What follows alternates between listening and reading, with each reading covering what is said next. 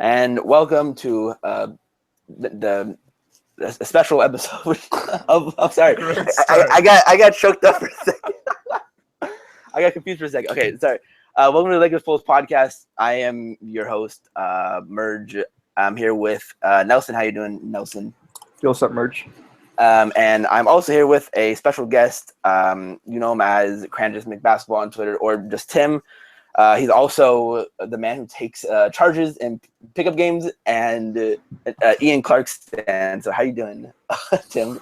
Why you gotta do me like that, man? I was doing well. I have to hit you a little bit for that, man. Make winning plays, man. Yeah. All about the dubs. All about that, man. You got to be Mo Spates. I guess I understand the logic, but I mean, no one's calling. Or people will like fight you if you call that. Yeah, I tried to call like a shooting foul the other day in pickup, but I just got straight up hacked and people got angry. So if I'm calling charges, I can imagine the backlash. Oh man. Okay, so we're going to do sort of a deep dive on the number 2 option, number 28 options. But before we do that, I kind of want to get you guys' opinion on a rumor that was brought up recently. There have been rumors that Lakers have been looking to trade Jordan Clarkson. This is a thing that personally I think I would have been looking for. I know Nelson doesn't really care would want to trade him too. But Tim, what are your thoughts on trading Jordan? I'm for it. I've been for it for a while. I'm not the hugest Jordan Clarkson fan. Yeah. He's a guy that with that second unit that we had last year, he was able to kind of handle the ball, score off of screens, score in isolation. He's one of the better guys in the league at both of those areas, but man, this dude just has no vision at all. Yeah. And if the Laker offense is going to be what we hope it'll be with the ball movement and the cutting and the off-ball screens and all that stuff, I don't think he's a guy that you really want in there. Like he just can't create for other people. So right. I think he's an okay player, and I think because he has a couple strengths, he'll have some decent value for other teams in this league. But I don't love the fit with LA, and I could very easily see the Lakers trading him, and I'd be very happy with that. Right. Nelson, what do you think? Right. I'm down for trading him. I think that his contract is pretty valuable in the market. You know, it's of decent value, even if he doesn't bring it a ton of value on the defensive end and playmaking. He still brings a ton of scoring, and that's valuable to the team. You know, his 3-point shooting has been sort of rocky, you know, to say the least. I would have liked him to improve it more, just so the backcourt with D'Angelo would have, been better. But yeah, he's not going to be a starting shooting guard, and the backcourt with D'Angelo won't work, sadly. There have been moments where it looked pretty good, but it's mostly been pretty disappointing. So yeah, I think I'd probably look to move him too. I think could get some value for him. I think we'd probably get more value than we even think, since we're kind of low on him. I think that his market value is a little bit higher than what we think it probably is at the moment, just because he's still relatively young on a pretty good contract, and he still offers scoring, which is pretty valuable still in the NBA. Yeah. I've been kind of on this train of trading him too. Not that I like the guy, and I have this kind of special place in my heart for him for that awful year when Julius got hurt, when Byron was coaching, and he really killed it after the All-Star break, but he's gotten worse since then, and I don't know how he's regressed, but I don't like the fit with D'Angelo. I don't like the fit with him off the bench. Personally, I'm looking for, if we could in the 28th area, I'd love to get a backup point guard who can pass and distribute, and Jordan does not do that. His head is always down when he's driving to the basket, and I don't know how many times I see a wide open D'Angelo trying to cut baseline and something like that. So what do you guys think would be what would we get back for him? What do you think would be reasonable get back for him? Or are you guys just I'll trade him, whatever I get, I'll just trade him? Nelson? I think since the Lakers seem pretty hell-bent on, freeing up space for 2018, I think they'd be willing to give him up for a couple second-round picks even, I think his value is probably higher than that, but I think I could see them settling for just cap relief straight up. just because they really want to go all out in 2018. But I certainly think that he can provide, like a late first, early second, or late first if you want to go for that, or 2 seconds. I think that's probably his value right now, in my opinion. I think you could probably get more of that. You could probably attach him in a trade for some cap relief, but having Clarkson's contract with either Mozgov or Dane's contract, it's a lot of money to take in, and you probably need to attach something to that, just because it's a lot of money to take in. But yeah, I think I'd probably take 2 seconds for him, just a cap relief, and you get a couple lottery tickets, that could pan out for you. Yeah. All right, Tim, what do you think? What would you want back from him? Yeah, I agree with Nelson. I think he should be able to return something around like late first value. He's a guy that if he could be average or like slightly above average, he has like a pretty good contract for like the money per year if he can return that kind of value. So if we can get something like that, that'd be great. And I know people are somewhat concerned about like having too many young guys or too many picks or something like that, but we can always trade the pick. We can always draft a guy and stash him overseas, or like, especially now with the D League being like expanded and much more legitimate than in the past, like we can develop these young guys and they could play almost every day down in the D League and get better and be able to contribute in a couple of years once Mozgov and Dang's contracts like come off the books. So I think that's open to me. I'd be fine with 2 seconds. I agree with Nelson there. I think cap relief is great. Especially if we're trying to like really change the culture of the Lakers. And if we add a guy like Lonzo Ball, who's going to have that passing and hopefully that's infectious. And we saw at UCLA this year that it really kind of changed. And all of a sudden, all these guys who weren't great passers before were suddenly moving the ball much more willingly. If that can come to LA, I think JC is kind of he may not go for that. So if we can get rid of him, that may help in that sense as well. Yeah, me and Clayton Fawcett have been of the mindset of trying to get mid early or any type of second round pick. Honestly, where like I think after 25, it's kind of deep in that range. There's a lot of guys who like people like Frank Mason, who I like, and people like just like lottery ticket guys who could be really good, or just guys who can just help you just scoring the ball wise. I'm with you guys. I take 2 second round picks. I think he could get a late first. But if someone offers like, I think it's the Sixers. They have 36 and 39 right now. If they offered that, then I take that. I mean, those are like pretty much first round picks as well. They're like right next to it, and guys fall. But I think that honestly, I think he's going to be gone. I've had this kind of feeling the past few months. I just like even in like interviews with like Rob Pelinka when he talks about the young core, I never hear him mention Jordan Clarkson. He always mentions D'Angelo, Brandon Ingram, Zubac, Randall, Larry, but never mentions Jordan. It just seems like he's on his way out. Okay. We got a question. Somebody submitted a question on Slido. If the listeners aren't looking at that now, it's slido.com. The code is LP Cranjis. I tweeted that out. You guys retweeted that. But one question we just got from there, anonymously, is: do you think we can package JC and number 28 to move up higher in the draft?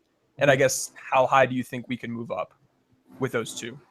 I would look to do that. There's guys in like the mid that I really like. I think we could get to maybe 16 to 18 in that range. I know the Pistons are looking to move their 12th, but I don't think we'll be able to get that 12th pick with Jordan and 28. Yeah, that's not too bad.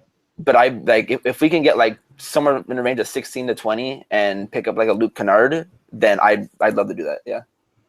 Yeah, or I think 18 is probably like the ceiling in my opinion, unless Portland's willing to deal 15, which I think it's pretty unlikely. I think they probably are more willing to trade 20, but I think 18 there with Indiana trying to probably rebuild, they're probably going to end up trading Paul George this offseason. And if they do, I think they could use 28. That's an asset. Clarkson, that's an asset. See if you can get anything out of them in a different system, a different area. You have the rim protecting 5 Turner, who could help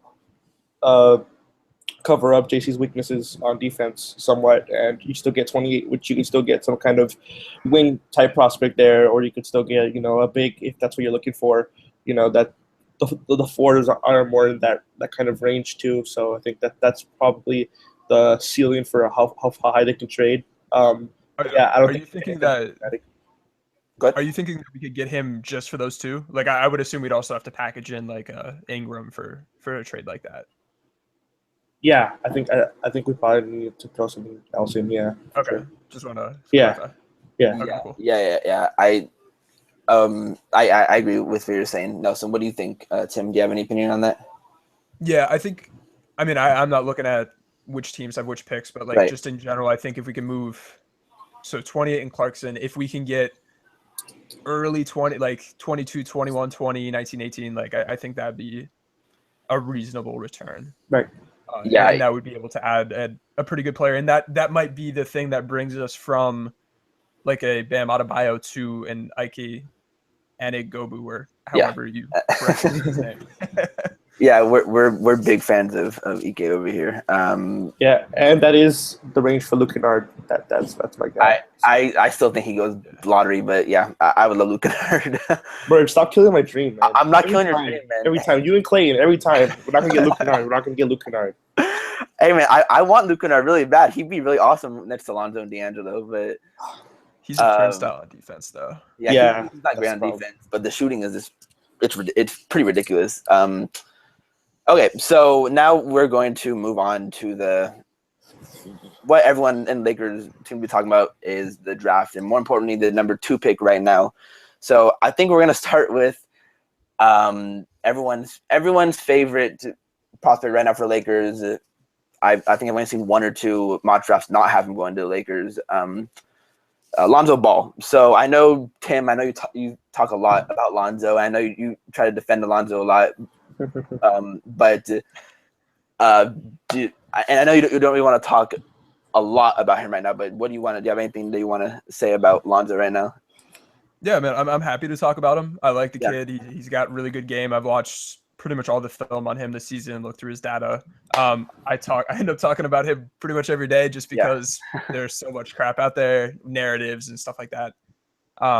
But he's a really great player. And when you watch the film, you see how he changes the game, not just when he has the ball in his hands, but cutting, running off of screens, catching and shooting. He's a really intelligent player. He's making the right play. He may not always get the assist on his pass, but he's always making the right decision. And that's the kind of thing we need in LA. Right. It was too much this past year. We had a lot of offense where it was like 1 pass, 2 passes, and an ISO or something like that. And if we can get that ball movement, be able to attack, close out, and collapse the defense and kick it out and all that stuff, I think that'd be really valuable. And he's a guy that can really do that with his creation. He's really good in the pick and roll, creating for others. When you look at his turnover percentage overall in the pick and roll, it's lower than Fultz. It's lower than Dennis Smith Jr. So he's turning the ball over once every 3 games in the pick and roll. So he's able to handle the ball. He's able to find others. He doesn't score a lot for himself, but that's just the nature of the way UCLA runs their pick and roll offense.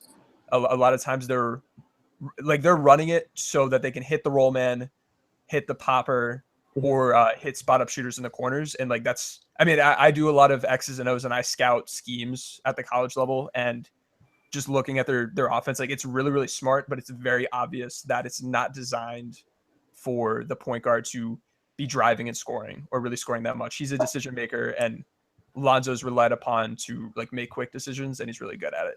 So so that's an asset. But in the same sense, if we try to take someone like that and force him to really just go out there and create for himself, and the Lakers don't do a good job scouting what he did at UCLA and try to turn him into like a Chris Paul in the pick and roll, I think he'll really struggle. So I think we need to recognize his strengths and weaknesses. And the kid's a really good ball player. He's a good defender. A lot of people have seen 1 game of him playing against Kentucky, and the De'Aaron Fox scored 39 points. But Synergy Sports Technology, which is the company that all the D1, or all the college teams, men and women, and pro teams use for their data and film, they only attributed 11 of those 39 points to Lonzo's defense. So he wasn't roasted in that game. That's a false narrative. And he's actually a pretty good defender. So he can play defense. He can move the ball. He can score off the ball as a cutter and off-screen shooter. So I think he fits really well with D'Angelo. And for the first time ever, D'Angelo is actually going to have a guy playing alongside him that'll be able to find him on those cuts and off those screens. So, like, I'm very excited. I think it'll be a really great fit. Yeah, I can't wait for I'm pumped. Someone to hit D'Angelo on those cuts that he always does, and no one ever hits him. He's so good at him. He's so good at him, too. Yeah, I mean, watching Lonzo's a great cutter, but I think D'Angelo's like right there when it comes to cutting. I mean, no one really notices it. Maybe not athletically. He's really smart. His instincts are right there. But I mean, like Lonzo's a guy who had 29 alley-oop dunks in 36 games. So like he's cutting, like finishing over guys, which isn't something that you expect if you're just a casual fan who's only seen a couple games. But like, yeah, D'Angelo's right there as far as the instincts and quickness and stuff like that. Yeah. I was kind of before I like actually pay attention to the De'Aaron Fox Lonzo game. I wasn't watching the whole game really, but I saw the 39 by Fox. I'm like, what the hell? What happened with Lonzo there? But after watching it, you can't go over screens on the quickest player in the draft. I mean, that dude who can't shoot. He can't. Yeah, exactly. Who can't shoot? Who shot like I can't. I don't know the number. I think you might, Tim. But how many like mid-range jumpers did he really attempt? Let me see. I'd have to pull it up. He was only in the 28th percentile as a mid-range shooter. So that means that the points per possession on those mid-range shots was only better than 28% of the rest of college basketball. So 7 out of 10 guys were better than him, and that includes centers and power forwards at mid-range. Right. Yeah. So that's not good. And he was in the 23rd percentile pulling up. Right. So if you just go under those screens, he's not going to hurt you. Yeah. I think the thing that I think Lonzo's biggest value when he comes on the Lakers, I think he's just going to make Ingram and D'Angelo better players. I think that's the biggest thing that excites me, because I think D'Angelo and Ingram don't really get that kind of recognition around the league of, guys who can be top players in the next 5 or whatever years. I think people just see, okay, D'Angelo can be good, but will he really ever make an all-star game? And Ingram isn't that, he is super skinny, and will he ever get that? But I think Lonzo could make D'Angelo, he can get him a good 4 to 6 extra points a game just on hitting him on those cuts. And Ingram, who is also a really good cutter too. He's scored a lot of his points this year on driving to the basket, cutting to the basket. So I think that's the thing I'm most excited for Lonzo. Nelson, I know you've been watching a lot of Lonzo film in the past few days. So do you have anything you want to add about Lonzo? Yeah. Although you probably should take my takes too seriously, because I've been watching it all at 5 in the morning. So I've been just staying up. Ball, highlight film, 5 all of it, and just watching all the illegal streams that I can find of the full games. But yeah, I mean, what stands off the page and what sticks out the most is obviously how he makes his teammates better and how he moves the ball around. I think that's super impressive.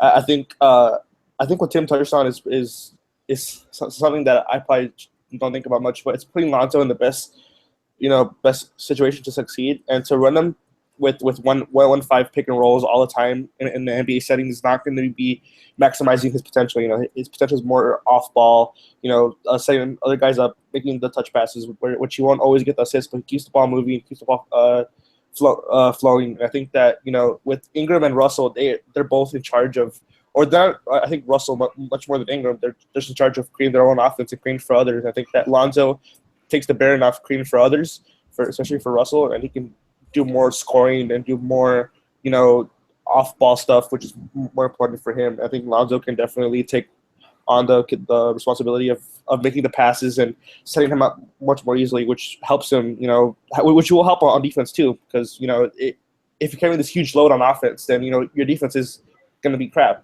That's usually how it goes. Yeah. And having less of a burden handling the ball and all that kind of stuff will help him do defense. It won't be anything dramatic or anything, but I think it'll certainly help. And I mean, when you look at the Lakers roster, there aren't that many playmakers. I mean, there's Russell and Ingram who Ingram's who's an underrated playmaker, and then Randall, who's a good playmaker in certain aspects, but in other aspects, he's not going to like run pick and roll. He's not going to be able to create in that kind of manner. Yeah. And I think Lonzo is so good at manipulating the defense and giving and taking what the defense gives them. I think that's going to be really valuable for setting up other players. So I think Lonzo's going to be awesome on offense. I think I have a couple concerns at the point of attack on defense, with much more athletic guards, and I hope that Luke Walton can scheme against that and like get some kind of rim protection at the 4 or the 5 to help neutralize that.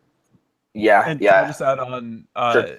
if and people who have followed me a lot will have heard this for 3 or 4 times already, but the way that Ball was used at UCLA, when you compare his breakdown of play type actions, so pick and roll, isolation, spot up shooting, running off of screens, catching and shooting, cutting, posting up, etc. When you compare that to a typical, I calculated the average NBA point guard and the average NBA shooting guard, he actually more closely aligns with the shooting guard than a point guard. It was like a 90% match against an 80% match. So the way he was used is in those actions. So he would be a good fit to do and his scoring is actually better in those actions than with the typical point guard fit. And that's not to say he wouldn't be good as a point guard, but I think transitioning to the NBA, he's in a good spot where he can play off ball while D'Angelo takes the bulk of those pick and roll possessions, Right. just to help ease him in. And I think he'll be fine long term. I think he'll be good. But if there are any concerns, and if any of that is like in fact real, it's a much more mitigated in LA than at some other teams, because we have another point guard alongside with him that can kind of take the bulk of that at least the first year and really help ease him in. And while he's playing off ball, he's still an asset. If you have guys like De'Aaron Fox or Dennis Smith Jr. who don't have the ball in their hands, like you can't really do much with those guys. Right. They're not gonna cut a ton. They're not gonna cut a ton successfully. They're not great shooters. So Lonzo adds something to LA and allows the rest of the players to be great off ball when they're able to cut and be found, and then also on ball because he's helping space the floor and be a threat on the perimeter. Yeah, Yeah. and it'll be interesting to see how he develops in certain aspects of his game, because his handle is pretty basic at this point. It's nothing special. It's nothing that helps him, create separation from his defender. But I think it'll be interesting to see how much he exactly adds to it and how advanced it gets. Because the more advanced it gets, the easier it is for him to shake off defenders, and especially since he's not an elite athlete with that elite and quick first step, I think he'll need that kind of much more advanced handle than what he has right now. And especially his finishing, I like to see more craft from him, apart from like the usual layup. He won't always have the free open lane to just make a casual layup. I like to see him add some more craft, some more different types of floaters. I know he flashed some floaters every now and then, but I like to see him practice on that and work on that, and get to a point where when different situations present themselves, that he has different kinds of finishing ways and avenues to score, apart from the usual layup. Right. Okay, so let's move on to a name I think a lot of Lakers fans haven't talked about as much as Lonzo, and Josh Jackson, who personally I've liked a lot over the year. But Nelson, do you want to start on Josh? Yeah. So Josh Jackson is a really good playmaker for the position that he plays, the 3/4, and he's really athletic, which is something that stands out on film. Obviously, when you can just watch a highlight of him dunking, you'll be like, "Yeah, that's a really good athlete right there." He's certainly one of the top athletes in this class, and that already gives you some kind of floor. That doesn't mean that it always materializes, but I think Josh is pretty good at using his athleticism in a way that's productive, not just dunking, but also like moving his feet and just running up and down the court. I think it really shows that he's not just just this huge leaper, but he's actually pretty quick on the court. And I mean, his handle isn't anything to write home about either. He certainly doesn't have the kind of advanced handle that you'd like to see from a guy who's going to be handling the ball as much as he is, since he has really good vision as a wing. But yeah, I think it's tough for me to see exactly what he is at this point, since his shot was so inconsistent. And I know Mike Schmidt's talked about it, about how his shot is gonna how he might always be a streaky shooter. He might have his ups and his downs, But I think if he becomes more consistent, then I think that his ceiling becomes much higher, and I think that if his mid range shot can develop some, I think his scoring potential raises from the cuts, because he's a pretty good cutter, and he's pretty athletic, so he'll get to the rim some. But you wonder where's the scoring and where's going to be the amount of scoring that he's going to get, since he's not going to make his teammates as good as Lonzo's going to make his teammates, so he's not going to have that kind of effect on offense. So you wonder, all right, so if you're not going to make your teammates that much better, then how are you going to be able to score and justify, this kind of a top pick, So it's kind of tough. And watching the film, he's going against a lot of fours, and he had a pass on against zones, so that's easier to do as a four. But I'm kind of on the fence on him for the Lakers. I think that he's going to be a good defender, probably a really good defender. I don't know if I can see an elite defensive ceiling since he has so much to work on fundamentally. But I certainly see the allure to why you'd want a Josh Jackson on the Lakers. Yeah, for sure. Tim, what do you have on Josh? Yeah, I really like Josh. I have Josh third on my draft board, and I think he's a good deal below both Ball and Fultz, but then also a good. There's a gap between him and the next couple guys. He's a guy that he was good this year defensively. He was an elite. I think he's really good on ball at the point of attack defensively. He really struggled off ball. He was in the 25th percentile defending spot up shooters, 44th percentile in ISO defensively. It's something that when I watched film on him, there was a lot of him just kind of roaming defensively and ball watching and just kind of letting his guy go, which he was able to do at Kansas when he was playing the four and he was defending power forwards who just really couldn't shoot. But you could really see the effect of him getting burned on that a lot. He was late on closeouts. He would close out of control to try to compensate. And his off-ball defense could be a lot more disciplined, a lot better. He needs to be committed to getting stops to be a great defender, not chasing blocks and steals. So I think he has some room to grow defensively, but has great defensive potential. Offensively, he's a guy who, like Nelson said, he was a streaky shooter. He actually shot pretty well this year from three against man defense, which is awesome. Yeah. He had an average pull-up.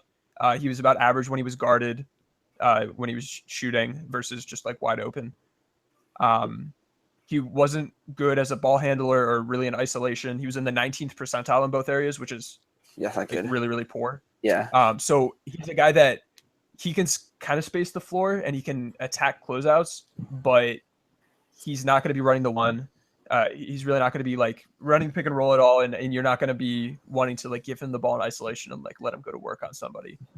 Right. So my biggest question for him offensively is like, how is he going to score if he's a streaky shooter? Like in certain games, he may just be a non-factor, right? Completely offensively, just because he's out of it.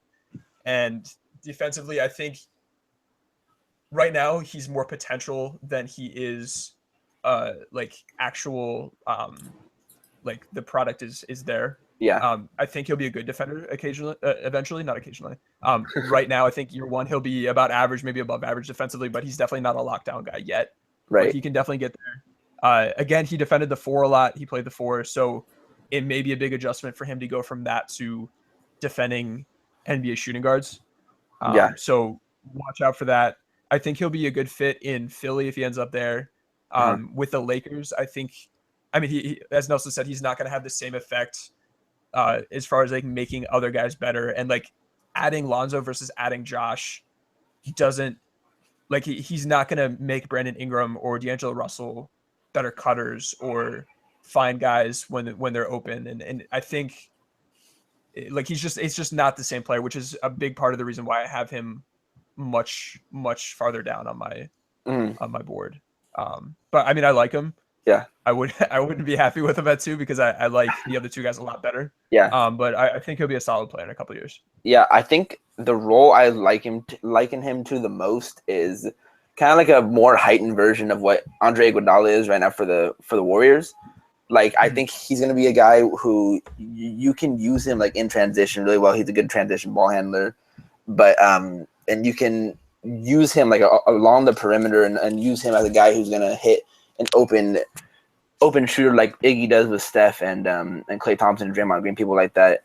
I think there's been times where I've seen him like flash some decent post fadeaways, post moves. I mean, it was all really in a couple games. I think the game I saw him do the most was against Miles Bridges in March He's a great Madness. athlete. Yeah, Miles Bridges is a great athlete, and he's a pretty good defender too. And he brought it down to the post a couple times, and he was able to do a couple like post fadeaways on him, but he didn't flash that too much. I'd like to see that a lot more. Obviously, I think he could potentially, if he's a shooting guard, if the Lakers get him, he plays shooting guard. I can see him kind of bullying like smaller two guards, like a CJ McCollum, people like that. But against guys like a Danny Green or like an Andre Roberson or someone like that, he'll have a lot of trouble scoring just because the outside jumper isn't there yet. I think Mike Schmidt said this on the LFR podcast, but he's a lot better at his jumper when he gets a running start, which is really weird. I don't like it. He's better when he just like is able to just go a couple of dribbles and then just pull up and take that. But because he was in the 48th percentile, he was about average. He shot 33% on pull-ups this year. Oh man, why did Schmidt say that? But whatever. I think when there were times where I saw like some teams like respect his jumper, and when he's able to do that, that's probably where he's at his best. And when he's able to just attack the rim because he's such a crazy athlete, and he's had some of those like really crazy dunks. And I think I'm a bit higher on him than you guys are. He's at 3 right now for me as well, but I think it's a little closer to 2 than you guys. But I wouldn't be absolutely like. I wouldn't be mad if we got Josh, but I think I can definitely see the fit better, at least offensively, with Ball. Yeah. And one thing on Jackson's post game, he took 26 shots in the post all season in 35 games. So like a little less than 1 a game. He hit 12 shots in the post. So I don't think he's a guy that we should project to. Like that's probably not going to be a big part of his game. Yeah. He may be able to take advantage of that occasionally. I think if he's in LA and he's got Timothy Mozgov and Julius Randle out there, like we're not going to have great floor spacing if we're posting up our 3. Right. So that may be not the optimal game plan. Right. But like he can definitely like bully some guys down low, and he has that athleticism to like if he can face a smaller 2 guard, face up against them and just like finish right over them, I think that'd be awesome. Yeah, and I think that's something he can potentially do. Right. Yeah, because he's pretty. If he plays plays shooting guard, he'll be one of the taller, maybe even the taller shooting guard. I mean, he's 6'8", so he's pretty big for that position. Okay, so moving on to a guy that has been recently announced. Will be working out for Lakers. One of my favorite guys, just because I don't know, I love him so much. But Dennis Smith Jr. from NC State. I think I kind of want to start on him. I think the thing that I like most about him is I think he has the potential to be really good at every single level offensively. He was pretty good shooting the NBA 3 in college. I think he shot the second most of the top point guard prospects behind Lonzo. I think it was something around, Cole Zwicker tweeted it out. It was around like 40%, 41% from the NBA range. And his mid-range like pull-up game is probably the best part about his offensive game. He's able to hit that, knock that down. And then he's just a crazy athlete.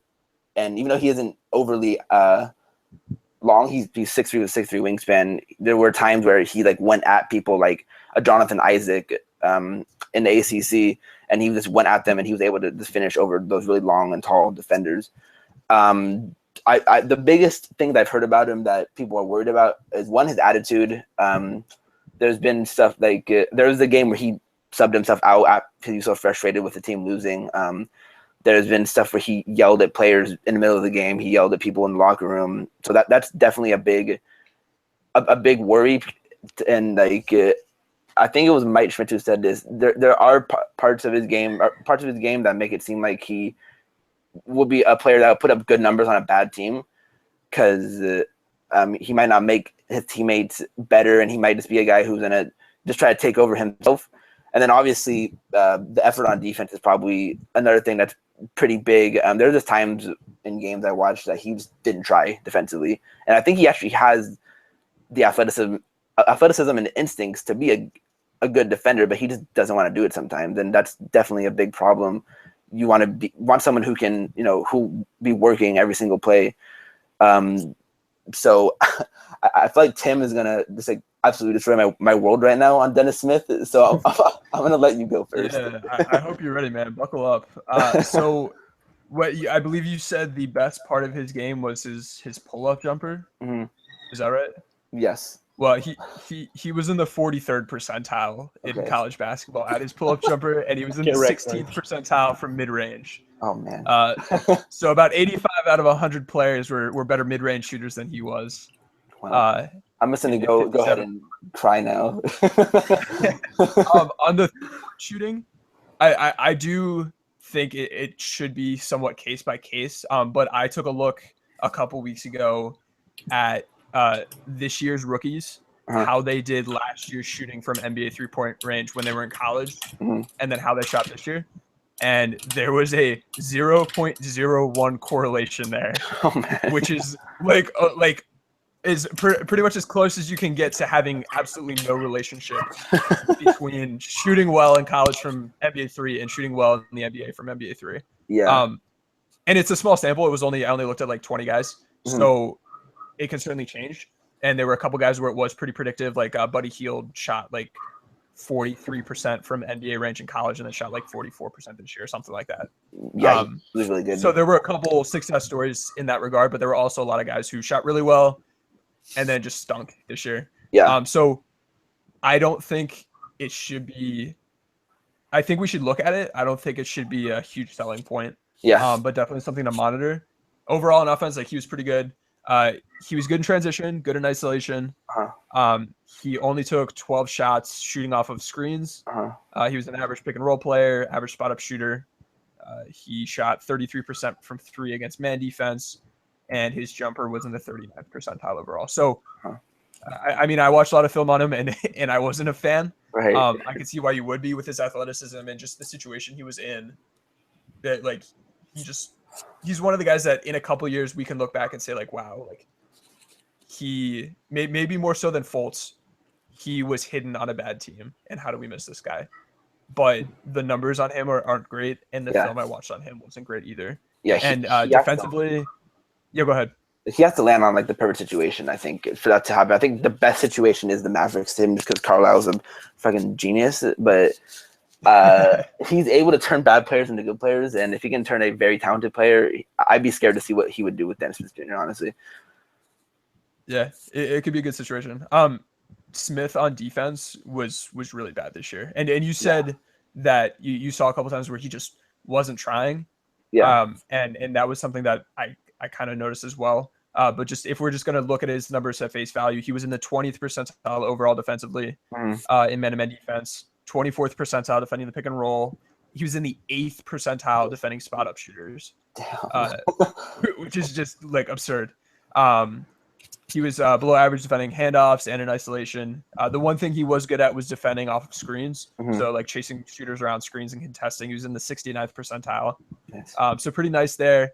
But opponent shot 40% against him from 3. He was in the 13th percentile defending pull-ups, 43rd percentile defending drives. So other than that off-screen number, it's just a nightmare defensively as far as his data. Yeah.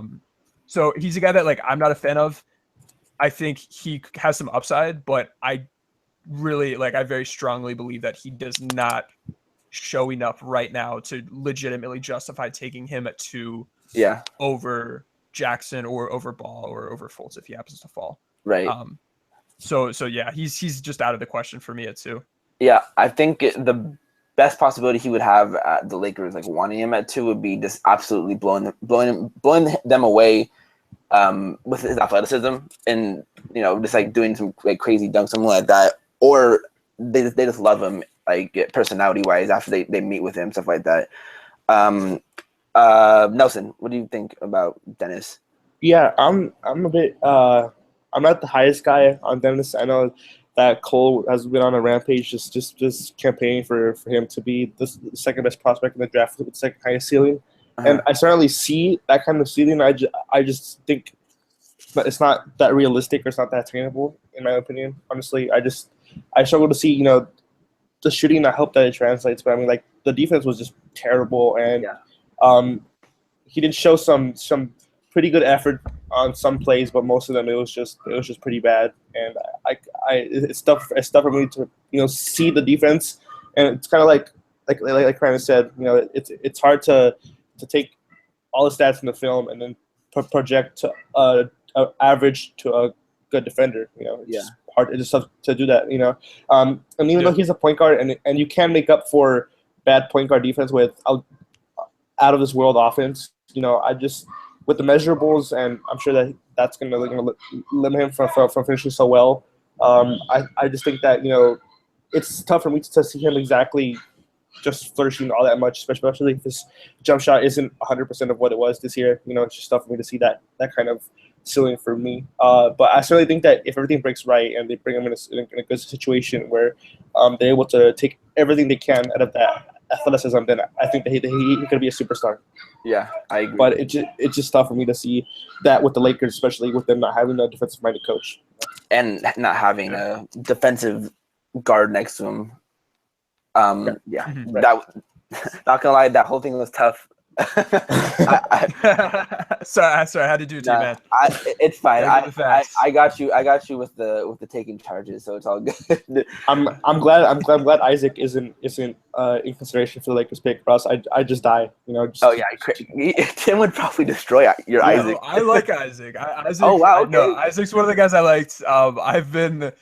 I've been watching the stuff Nelson's been tweeting about him and just like nodding my head and smiling because he's not in consideration at 2, but like if we were to somehow like trade the pick or end up with a later pick, like he'd be a guy I'd be happy with. He's a cool prospect. Yeah, he's awesome. Yeah. What? We have another question. Yeah. What that I think applies about now. So this is from Ash_4 and then the word 5. He asks, of the skill sets that players can improve, which skills are more likely to get better over time? He said it sounds like increases in shooting percentage is more of an outlier. So I could just start. I think if we're looking at the things that we're projecting to improve versus being more red flags, shooting is one that like we do have success stories of guys who were bad shooters in college who can shoot well now, but in more cases than not, those guys like De'Aaron Fox don't figure it out and really struggle at the NBA level. Things like the off-ball defense with Josh Jackson, and just the effort for Dennis Smith. I think those are 2 different scenarios. I think effort is something that like it can improve, but I'm much more concerned about that than somebody who's just needs to add some discipline and really commit to defending their guy and being more aware. Maybe not aware is the right word, but like just being more disciplined and focusing on that off-ball defense. So I think for Jackson, those issues are much more correctable. I think he could be a great defender if he just fixes just a couple little mental things. Things with his technique. Whereas I think shooting is something that is much harder to just like, we'll take it for granted. Like he'll just be a better shooter. Right. Right. It just doesn't happen like that. It takes time and it doesn't always work out. So what do you guys think? Yeah, I think with the guys who are bad shooters and good shooters in the NBA, the only 2 people I can think of off the top of my head were Mike Conley and Kawhi. But besides that, I can't really think of many guys who are awful in college and they just got really good somehow. I'm also with you with I think Jackson is the one who could fix his problem like a little easier, and being over rotating and stuff like that is very. It's easier than teaching someone how to shoot. So coachable. Yeah. Teaching someone how to shoot and teaching someone how to try harder. It's a lot easier to coach that into someone. Because if you're doing the right thing, but you're just overdoing it to a certain extent, you can fix that. And I think it was Pete and I think it was the podcast with you, Tim. He said he'd rather have a guy who over rotates than a guy who's just slow to ever rotate. And it's easier to coach that, easier to make that better. So, Nelson? Well, for me, it's instinctual passing because, you can only improve so much as a passer. You can make the right reads and you can make a couple skip passes. But I think, like, having insane vision, like, that's not teachable. Like D'Angelo Russell's vision is not teachable. You can't just say, oh, hey, look, Dennis Smith get insane vision. And I mean, he has good vision, but he doesn't have the insane vision that D'Angelo Russell has.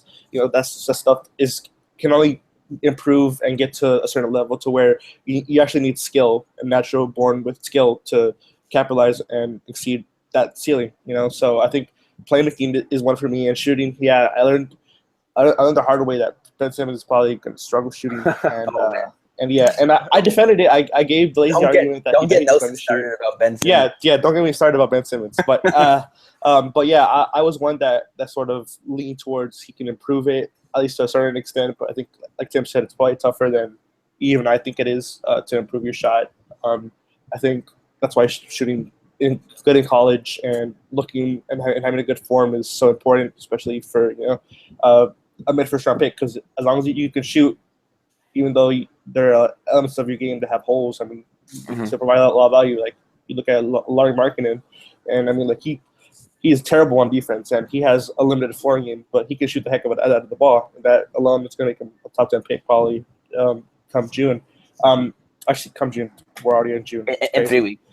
Yeah, in 3 weeks he'll be a top 10 pick. But yeah, I mean, like, it's those two elements that are probably the toughest in my opinion, and also isolation scoring. I think you can only improve so much ISO on the isolation end that that like instincts and knowing where to go and knowing how to attack defenders. That's just like you can't teach players how to do that. I think that's why Tatum's isolation scoring is pretty freaking valuable, because it's tough to find a guy with that instincts and with that kind of footwork and with that kind of know-how of how to get your own bucket. Some people just drive straight ahead and then they just hope to score that way, or they pull up with a 3-point shot. But knowing how to score apart from that is pretty valuable.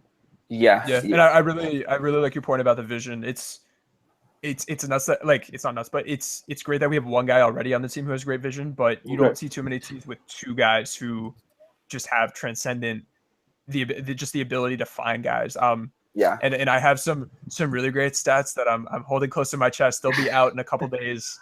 My man, Reed_NBA, great follow. He's writing a piece about Lonzo's creation and vision and passing, and he just there's some cool stats coming, just showing how impactful he's been compared to other point guards in this draft, other point guards in the past like 5-7 years. Like, Lonzo's just incredible, out of this world. So we're really adding something there, and that's not something that guys really can get to. Like, you're just not going to get to that level unless you have that already. Right. Okay, let's move on to Tim's favorite prospect, De'Aaron Fox. I really just want to hear Tim just go off on De'Aaron's really crappy stats, so I'll just pass it to you, Tim. All right, thanks, man. So hard pass for me. If we take De'Aaron Fox, I'm gonna just start like punting things. Like, you can have a great work ethic and you can try really hard, but that should not be a selling point. It shouldn't be. I don't know if you guys saw the tweet I tweeted the other day, and it was like Markelle Fultz, like, elite scorer, great creation ability. Lonzo Ball, like, transcendent passer, vision, great cutting, shooting, great defense. And then our argument for De'Aaron Fox is like, man, this guy's quick and he tries really hard. And, like, come on, guys. We're looking at the number 2 pick right here. We got to be serious. And if we look at some of the things that we just assume that Fox does really well on, like, there's some holes there. If we talk about his defense, like, he's a good defender. He's not an elite defender. And if we break down his defense against Power 5 conference teams, so that's the ACC, SEC, Big 10, Big 12, Pac-12, he was only in the 49th percentile defensively. Yeah. If we look at his defense against small schools not in one of those 5 conferences, so your Loyolas and your University of Ohio's and those schools, he was in the 86th percentile. So he's locking those guys down. He's not locking down guys who are really at that next level and those NBA caliber players. Yeah. So I question his defense a little bit. His frame isn't great. He's 170, and you can see on film him just getting pushed around and playing bigger guards. He was just able to be bullied, especially on drives, and really struggled in that regard. He only shot 20% from three against man defense, where I think he shot like 25% on the year. But when there was a hand in his face, he was passing up on shots. This is a guy who's passing up wide open shots. Yeah. And Peanut Laker Film Room did a really great video breakdown on his offense the other day and just showed tons of clips of him just having wide open looks. And he'd even pause it and like see where the closest defender was. And this guy's wide open and he's just passing up open shots. Yeah. He's not confident in his shot. And it's not any good. He was in the 14th percentile as a jump shooter this year against college talent. This isn't Shaquille O'Neal. This is a point guard in the 14th percentile as a jump shooter. So really, like, I think guys can improve their shooting for him, but it's really hard for me to imagine someone shooting that poorly against college talent in a year or 2 years suddenly becoming an above average shooter against NBA talent at the next level. Yeah. So I'm really concerned about that. He only took 13 jump shots all year when they were contested against man defense. So if you put a hand in his face, he's just not going to try. Passing up wide open shots.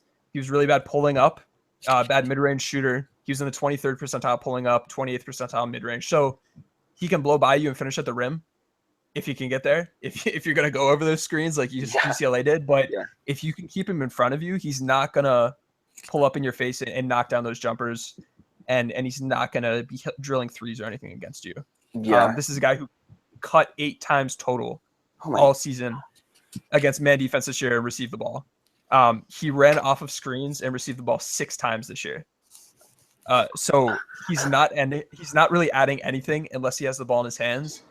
And even with the ball in his hands, if you play him the right way, I don't think he's going to be able to make the impact that we would like him to be able to make on the offensive end. And then on the defensive end, again, he was 39th percentile defending the pick and roll, 17th percentile defending handoffs, 35th percentile spot up defender, 33rd percentile pull up defender, 37th mid-range. It's like he was good as an isolation and defender off of screens. Opponent shot a combined 15 for 62 against him in those situations. So that's good. But there are just a lot of holes, and it's just another guy that, like, we can't be serious about him at number 2. And if the Lakers do take him, it's because they're seeing a lot, like, just they either Magic watched one game and is making the decisions and overriding the scouts, and I'm really upset, or they're seeing a ton in workouts that we're just not able to see. And I think the next couple of weeks are really when prospects may really have some movement in the eyes of teams with these interviews and with workouts. And for me, I think workouts are kind of important. But they're really not going to change how I see guys, unless they're just a ton of red flags.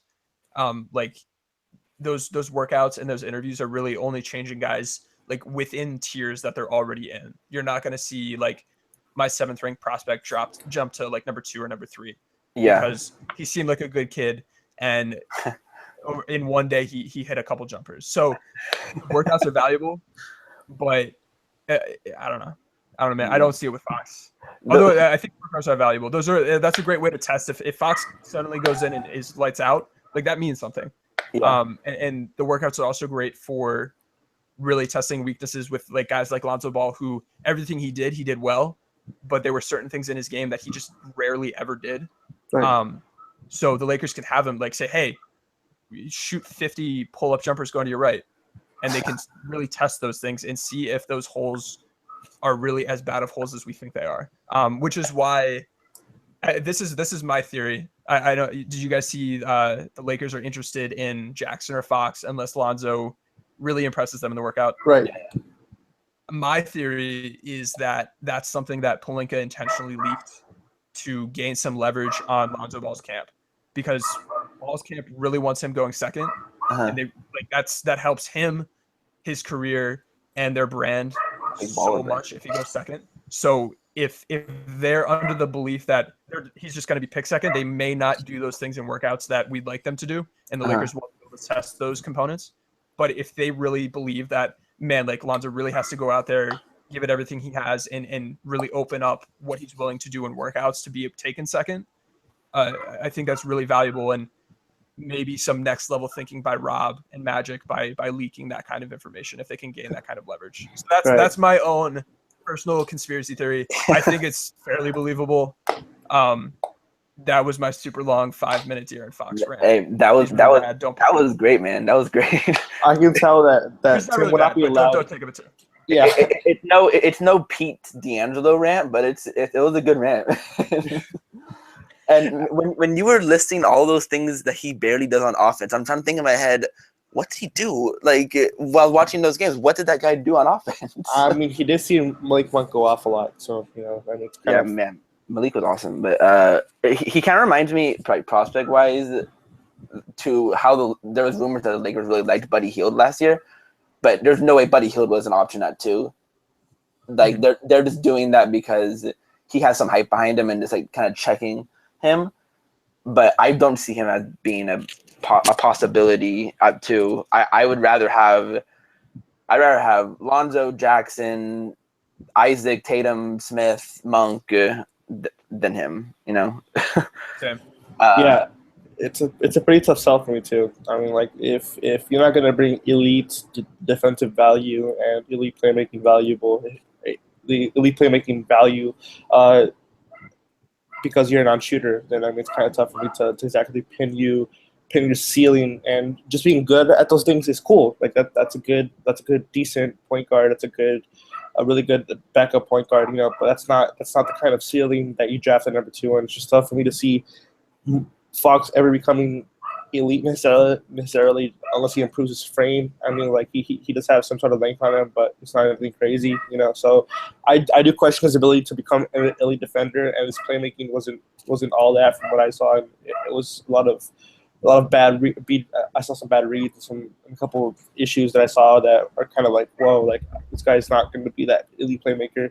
I don't think he has the vision, to be an elite playmaker. I think he can become and develop into a good playmaker. But a good playmaking, a very good defensive one that can't shoot.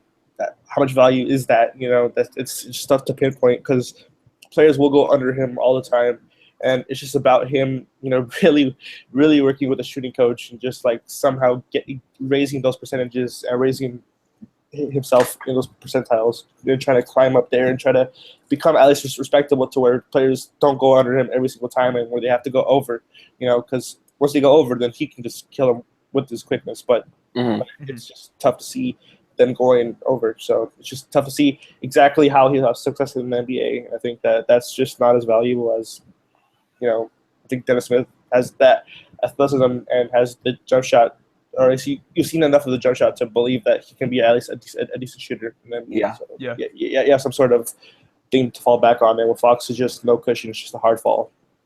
And just think about the difference in, like, it's crazy how differently we could view D'Angelo Russell and Brandon Ingram 4 or 5 years from now, based on if Lonzo Ball's taken or if a guy like Fox is taken. Just from that's true. Like Brandon Ingram might be able to score like 5 more points a game because of increased spacing and being found on cuts and off of screens and stuff like that, compared to a Fox being out there and not finding guys when he has the ball. And he's not an awful playmaker, but he's not where Ball is on that level. And then also off ball, like not causing the defense to really stretch out to him. So it's like this isn't just about one player. This is about the whole team, and this can impact the careers of several of our key guys in their development. So I really hope the Lakers don't screw this up. Yeah, I agree. Yeah, like I said, this kind of reminds me of all the Buddy Hield type of hype. So I'm not really thinking that it happened unless like the Lakers really do care a lot about the dinner that they have with the prospects, and he's just like, he blows them away, absolutely just like floors them with his personality or whatever. But Yeah, I mean, I'm still holding out hope that Isaac gets to work out and he kills it in the dinner, kills it in the workout, and they just see his hair and they're like, yeah, that's my guy. You know, that's what I'm hoping And then happens. and then 5 years from now, when he's a bust, they'll be like, "Well, why did you take him? Man, the dinner. Were you there at the dinner? his Did you hear hair, about the dinner? you see his hair. His hair in the dinner." Exactly. That is why I want Jared Allen at 2. But you know, that's a little bit of a reach. So I'll just not talk about that. Oh my god. That Jared Allen to you is like Hamidou Diallo to me, but okay. So moving on to probably a less talked about topic, but 28. I know I sent you a lot, Tim. Is there any a couple of people that you think that kind of just jump off the page, or like any sort of archetype that you're looking at 28 for Lakers to add? Yeah, and I think the keyword that you just said for me is archetype. When I'm looking at where the team is right now and where I'd like the team to be in a couple of years, I'd really love to see Lonzo Ball, D'Angelo Russell kind of combo guards at the 1 and 2. Have a guy like Paul George in a couple of years playing that 3. Brandon Ingram eventually, and I think starting this year, really transitioning into the power forward role. And obviously he won't play a ton there this year because we have a couple guys already in there.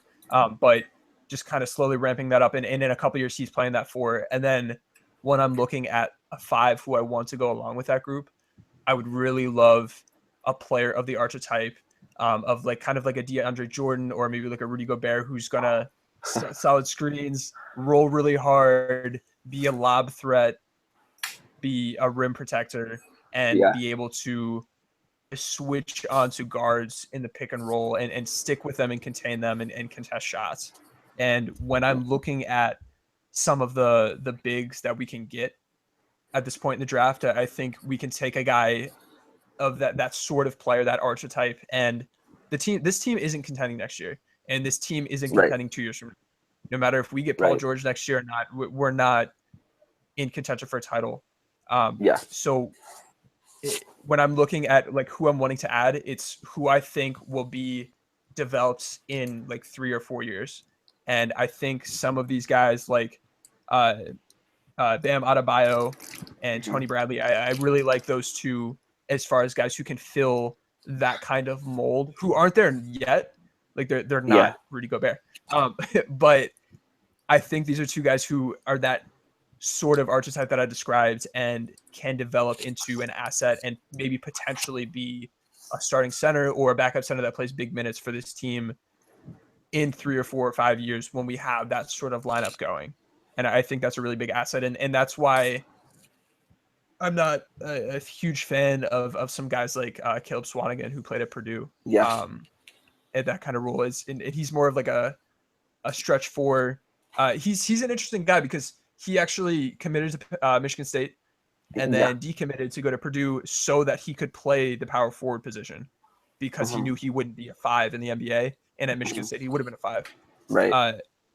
But we're sometimes or somehow projecting him to play the 5 sometimes, and he just won't be able to be a good post scorer against NBA starting centers. And he can space the floor, but that's not the type of player I'm looking at in that range. So I like Bradley and Adebayo over there. Yeah, the bigs that I don't like at that range. Like I don't like it. Like you said, I don't like Swanigan at that range. I don't really want to add someone like a Tyler Lydon or TJ Leaf just because I just want that athletic big there. I either want an athletic big or a point guard wing that can come off the bench and help like play with Lonzo, play with D'Angelo, and have them someone like a Jawan Evans who I really like from Oklahoma State. Or like someone like Wesley Iwundu, Derek White, those guys who bring like offense or, in Iwundu's case, length and defense potential. I'm looking at that range for, like you said, Tony Bradley or Bam, who I wasn't so high on, but I've warmed up a lot to him.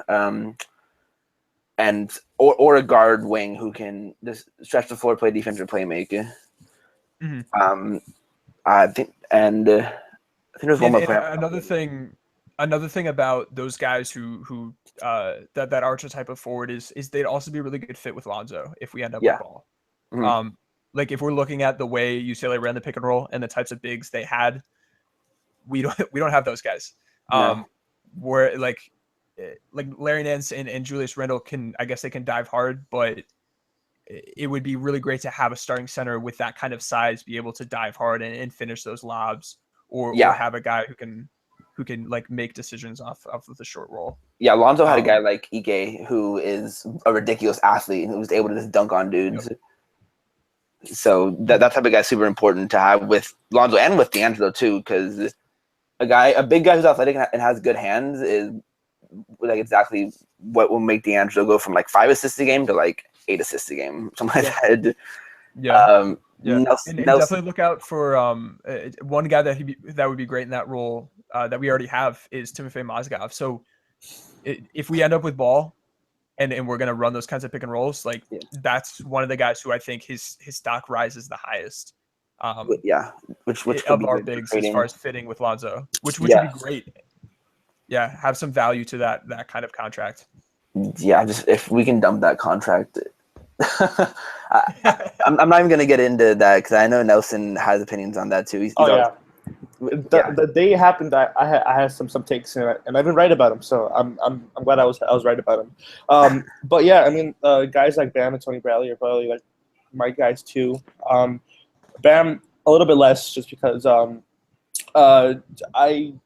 still trying to figure out whether the jump shot can develop and whether he can really space the floor. It looks a bit promising, but I'm still going to wait and see a little bit on the jump shot. But I think you're right with the switch. Huh? He has decent form. I think he's a guy who can develop that moving forward. Yeah, I think it's definitely not a broken shot, so that's some potential. But I think certainly most of his value is going to come switching. I think he seemed pretty impressive on that end, switching on guards, and he has some foot speed to him. He's not going to be a lumbering 5, which is ideal for the Lakers, especially with Lonzo and D'Angelo, who aren't great point of attack defenders. And I think having Bam there to sort of help on switches and help rim protect from the weak side would be helpful. I certainly think that the Lakers need some kind of roll man to dunk and do all that kind of DeAndre Jordan stuff, just like Tim said. I think that's the ideal center. I still struggle. I struggle to see how Bradley and Bam can reach that level, but I certainly think that they can reach a light version of them, not the exact version of them. But yeah, I think if they can get that kind of 5 that low, especially since there are so many 5s and 4s that are going to get drafted in that portion, I think that some of them are going to fall. And I think that if a good one falls to the Lakers like Bam, or maybe another one that could slide like Ike, I think that could be pretty valuable for the Lakers as far as on defense and some potential still on offense. Yeah. Keep in mind his name is Bam. It's not Splash. So right. There's an implication that the jump shooting isn't quite there yet. Yeah. Right. And what a name, Bam! Like that's awesome. But actually, I have one more question for you, Tim. What are your thoughts on Jordan Bell?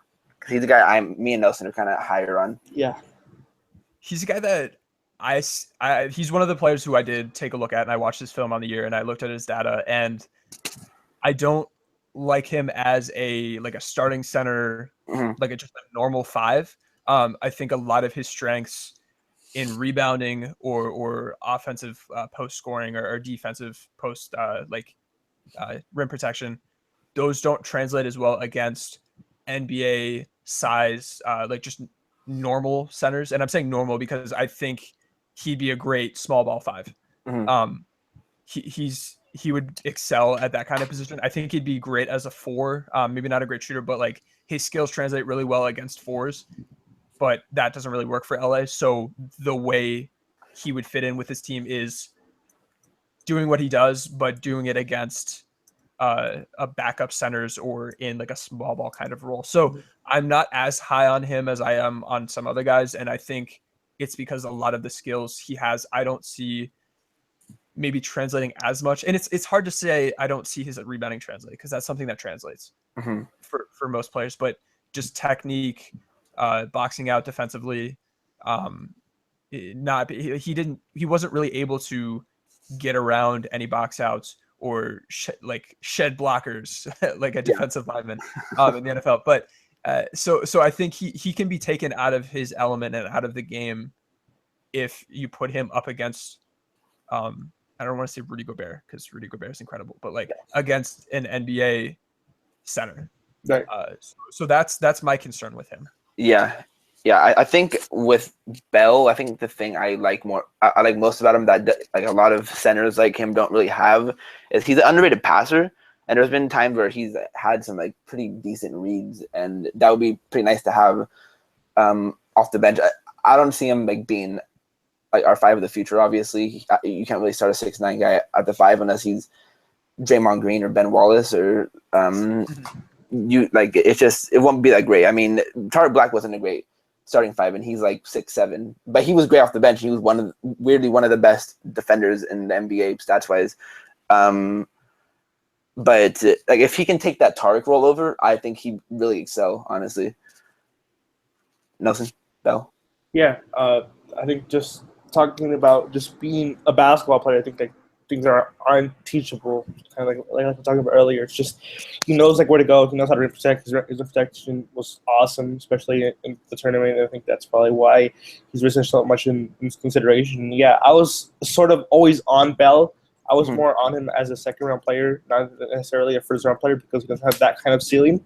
But I think the more projectable, the more likely ceiling is him being a backup small ball 5, like Tim said. But if the Lakers are able to trade, maybe Nance or Randall, which I don't necessarily think that they should at this point, but if they are, then that allows Bell to play a much more natural position. That's where you get the most value out of him. So I think that, especially with Lakers probably going to trade, someone like either Daniel Mozgov or, some sort of trade is going to happen sooner or later. And I think that, Nance could potentially be attached or Randall could be attached to that. And I think that's where Bell would then step in and be able to maximize his potential as the 4 off the bench, or even potentially even starting at the 4 if he ever develops into if he develops his defense more and his offense some, and he just like you talk a lot about work ethic, and I certainly think that it's not like this like overwhelming major selling point thing, but I certainly think that it's a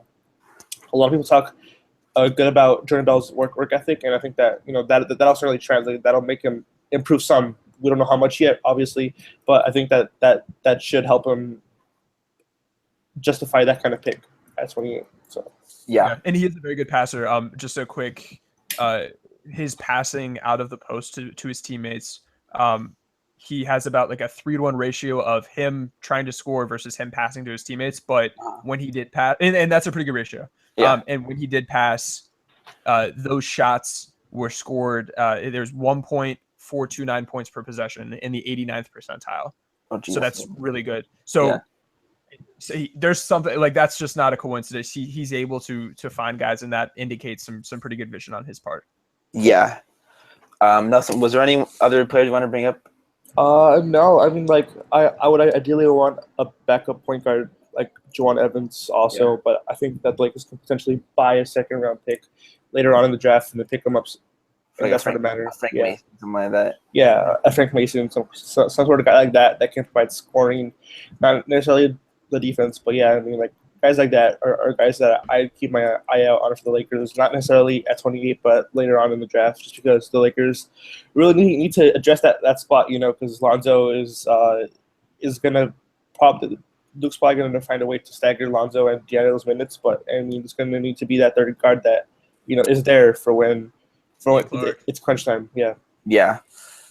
When it's crunch time, and they've already played like 38 minutes or 40 minutes, someone to be there to Yeah.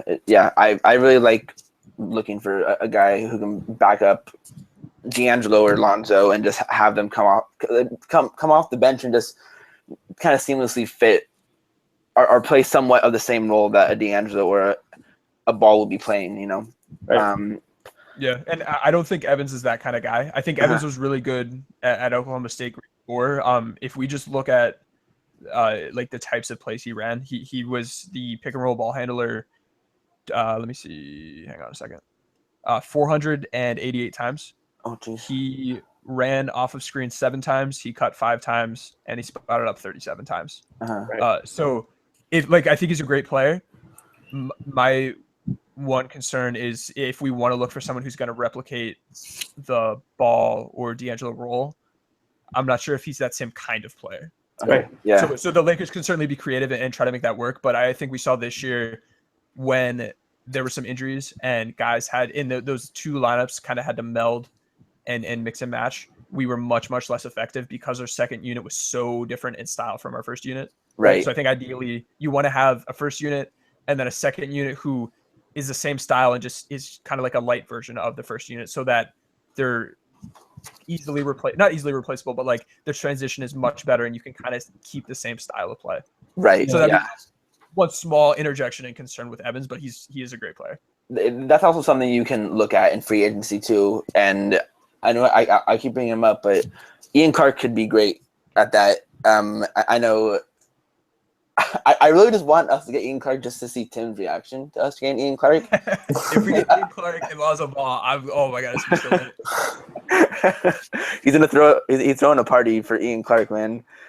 Man, that would be good. How did you react to when he stole the ball from LeBron last night? Oh, it was so great. It was incredible. I was out of my seat. And like Ian Clark, I don't know. People probably see the stuff I tweet about Ian Clark and like go watch him and they're like, oh, well, that was disappointing. But like he's not going out there and scoring like 10, 15 points a game. Right. But this is a guy who goes out there and he does every single little thing right, from setting good screens to making the right pass to cutting really well to really great IQ, making the defensive effort, has good technique, communicates, and all of those things shine through in his metrics. And he's a great shooter. I know he missed a couple open shots yesterday, but he's a great shooter. He's a super efficient offensively. He's a guy who you can just have on the court at any given time because 1, he's going to hit shots, and 2, he's going to make the right decision, and 3, he's going to play good defense. So I think if we're just looking at a depth bench guy who maybe is going to play 20 minutes a game, that you can't go wrong with a guy like that. Yeah, he'll give you a good 20 to 24 minutes off the bench. So that's pretty valuable, especially at a weak position of sorts on the perimeter. Is there any worry at all that it's like a Warriors effect?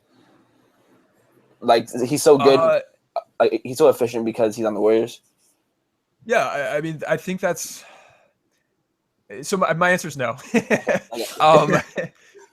Just looking at, like, if you're looking at the efficiencies for all of the players on the Warriors, if we're assuming, and I do this I spend so much time in Synergy every day. Yeah. By now, it's become, I can really understand why someone would ask that question, and that's a very good question. Yeah. And it's very easy to believe, but having looked at the data with a large enough sample size, you can still see guys separate themselves from systems.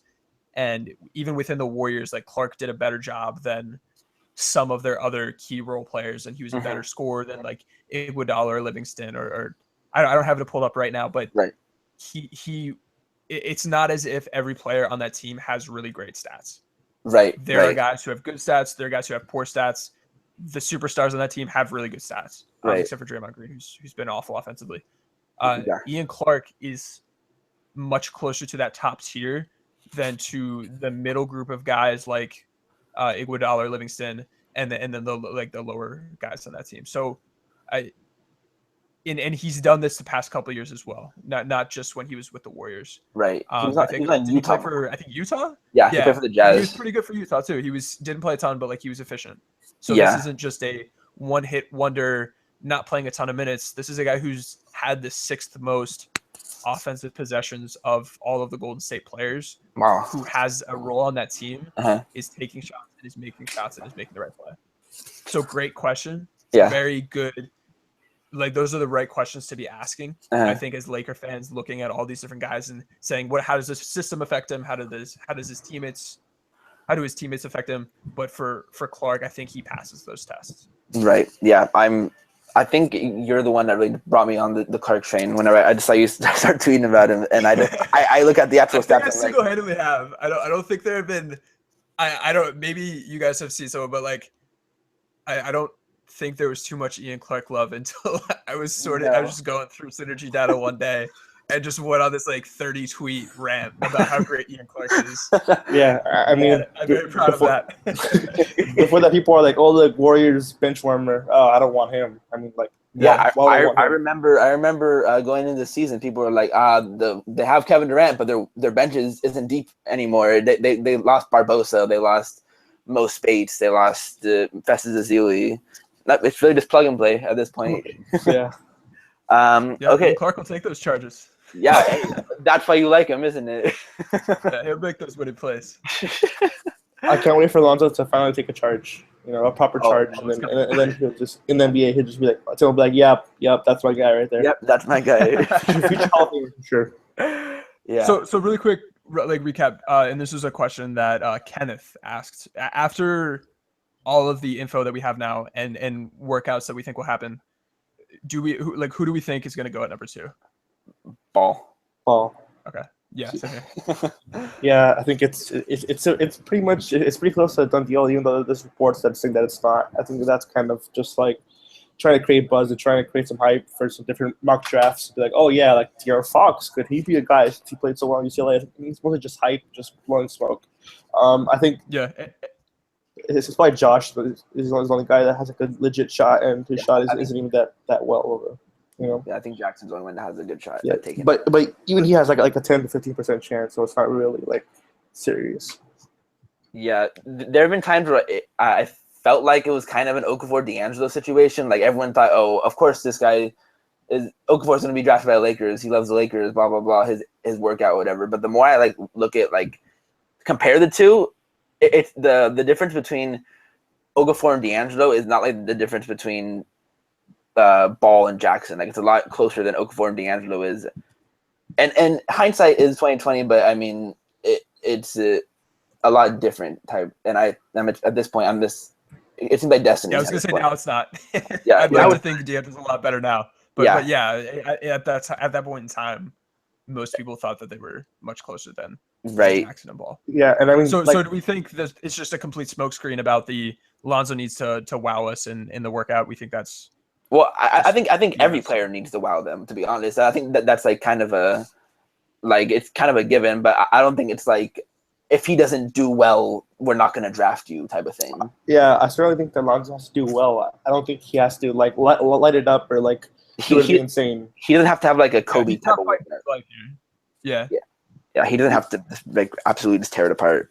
Yeah, I mean, like he's a high IQ player. He's gonna make smart reads. Like he's gonna probably do pretty well in the interview. I mean, there's gonna be questions about like his dad and stuff, but I think he'll handle it pretty well. He's just pretty well spoken. Do you guys worry that? And this is Ash _4 and then the word 5 asking again. Do you think that Lonzo's skill set may not pop as well in an individual workout if he's doing one-on-one drills or just shooting compared to showing the impact he can have in like 5-on-5 play versus what Jackson might be able to do individually on his own on the court or against one player, and the same thing for Fox? I can see the argument, but I think Ball, like he's not going to look bad in a one-on-one or just a one-on-nothing or him against an assistant coach or whatever. I think he's going to show enough where he's going to. The Lakers are all right. He's going to be our guy, and we'll just draft him. I think if that were their only data point and they were solely going off of that, I think it'd be a much closer decision at who goes to. Yeah. I think people all like all of the stuff we have on the season. Like I as long as they keep everything in mind and understand that some of Lonzo's greatest strengths aren't going to show up when he's the only player on the court. Right. I think it's much more distinct. Yeah, if they're just going off workouts, I can definitely see Smith and Jackson jumping up just because of their insane athleticism. But I think Ball has enough to kind of stock with his regular season that him showing a little bit or enough in the workout is going to be enough for the Lakers.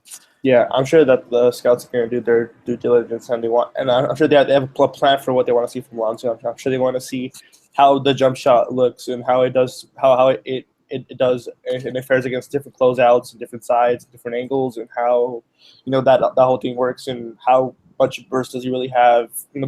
they want to see all these things in person, because one thing's seeing it on film and there's another thing seeing it in person. I think that, I think Lonzo will excel in some areas. I think that, but I think if they put him in like pick and roll defense, I think that's where he might not do as well as, let's say a De'Aaron Fox or something like that. But I think Ball could certainly have a good workout. I don't think that he'll blow anyone out of the water unless they play a 5-on-5, like kind of like how D'Angelo killed it on the 5-on-5. Yeah. I think if they do as many, did D'Angelo have 3 workouts when he was 2 or 3? I want to say it was 3, but I think if they do the same thing and they give Lonzo like 3 people, I think 2 or 3 people he'll show enough then at that point. I'm also a big believer in the scouts, so whatever they decide, I'll trust them 100%. Yeah. I'm a big Ryan West and Jesse Buss fan, so I think that is it. Do you guys have anything else you wanted to add? No, I think I'm good. All right, so I want to thank Tim for joining us. Do you have anything you want to plug or anything, Tim? Yeah. I guess you can check out some of my work at Laker Film Room. I'll hopefully be on their podcast some more and be publishing some more stuff as the draft gets closer. I'll have some. I'll be publishing some of my thoughts on some of these guys I've scouted, especially for the 28th pick with that Houston pick. So check out my stuff at Laker Film Room. Follow me on Twitter. It's T1M_NBA. So Tim, but with a 1 _NBA. I'm Cranjis McBasketball on Twitter. And then I also write for TSJ, the Sports Junkie. So I cover the NBA in general over there. Definitely take a look at my pin tweet on Twitter. I have a link to like a digital portfolio for me, and you can find everything I've ever done on there. Lots of great interactive tools. I came up with a kind of like a draft pick trading machine, so you can see who, like, just historically looking at how well picks have turned out. Like, is it worth it to trade the number 2 pick for numbers 5 and 10 or whatever? And you can do it for any picks you want. So I have that. I have a NBA player comp machine where you can go in and say, which NBA player stylistically does Markelle Fultz look most like? And you just pick them from the drop down and it pops up and it's got a bunch of cool numbers there. I have one where you can put in how you play in a game of pickup and it'll tell you which NBA player you play most like. Please tell me you matched up with most Bates. Please tell me you matched up with most. No, but if you do, there's a little option there. There's a special tab. If you say that you take charges, the spreadsheet yells at you and gets very angry. So give that a try. I've come up with a couple metrics. Give those a look too. Created points over expectation, just a point per game stat of for all the shots. Like, I don't know, for all the shots that Isaiah Thomas takes a game, how many points does he score more than the expectation that an average player would score? And I have the same thing for defense. I have the same thing for overall, and then I have an overall defensive rating as well. So some cool stats, cool tools. Yeah. Follow me on Twitter. I think that's awesome. I'm a busy guy. Yeah. Nelson, you are working on a Lonzo piece right now. Yeah. What do you think that'll be out? That'll be out like in a week or so. I'll probably have many more sleepless nights just working on it. But yeah, it's going to be a 2-part piece, one on the weaknesses and one on the strengths. At this point, I think, it's kind of feeling like the weaknesses might be a little bit longer just because like the strengths are kind of more known, and I kind of write them, but I can't really like show them on film. It's kind of really tough to depict how well TJ Leaf did on his pass. I mean, like I can write about it, but I can't really show it, and then they'll think, oh yeah, that's just TJ Leaf. But I think that's more of Lonzo and the culture that he helped institute in UCLA. But yeah, I think you guys can look forward to that, and yeah, follow Tim because he helped me a lot on my Isaac piece that sadly got deleted. Like a 5,000 word piece got deleted, but it's fine. I will hold that against anyone. But yeah, it's just fine. But I'm probably gonna rewrite that, and I'll some of Tim's metrics because it's gonna be like 50 gifs of Isaac's hair. Hey, he has awesome hair. Do not hold that against me. Yeah, if you guys ever need stats, just hit me up. And if anyone out there has any questions, just hit me up on Twitter. And I'm usually pretty responsive. I'm working on a big project right now for a high level client. So I'm a little busy now, might not be as responsive, but normally I'll get back to people within like the hour.